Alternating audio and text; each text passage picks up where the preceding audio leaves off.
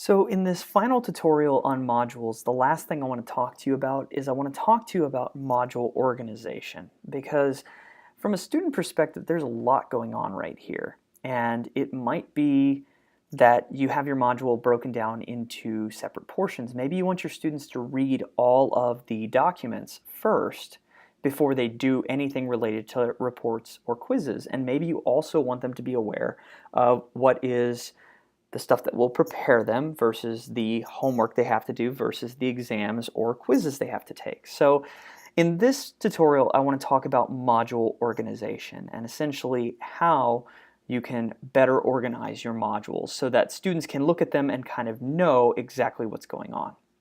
So to do this, we're going to now use the final category here that we were looking over or overlooking, and that is text headers. So let's say there is something in my module that I consider to be homework. Well, I'm going to set that as the header. So I'm going to say homework. And let's say that this lab report is that homework. So I'm going to drop it below it. Okay.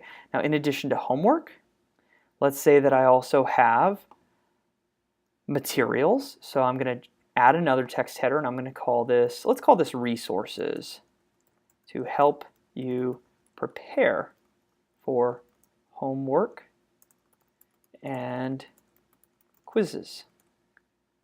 So I'm going to go ahead and add that item. There it is, and I'm going to drag this to the top because my beaker here, this PowerPoint here, those are all both considered resources that will help the student prepare for homework. I'm going to go ahead and publish both of these items. Okay. Go.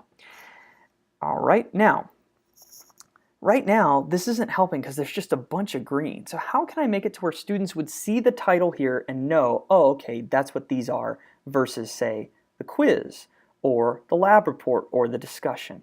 Well, this is where we're going to bring in indentations. So what I'm going to do is I'm going to go here to the 1.1 beaker, and I'm going to choose to increase the indent of that. And I'm going to do the exact same thing here for the PowerPoint. So those are now indented. Okay. Now the discussion is also homework.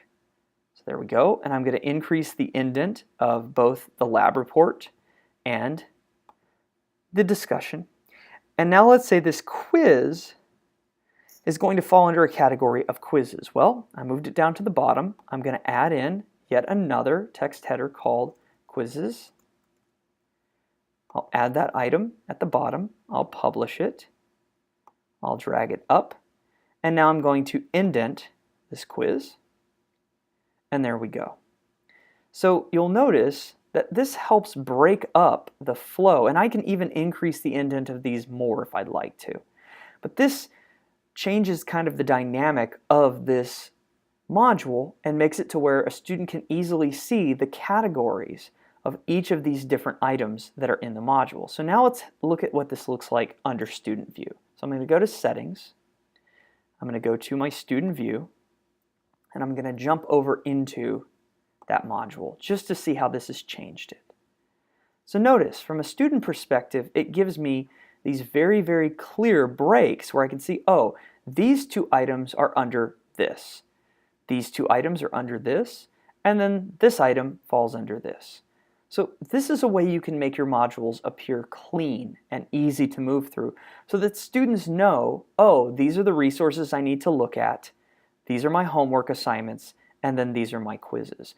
If I had just left all of these, I would have this itemized list, but the more students move through, the more confused they might get as they proceed through those modules. Now you will notice that it doesn't really populate the full title here, so I probably want to just change this to resources maybe for homework and quizzes to emphasize to students you really need to look through this. And I can still keep these restrictions.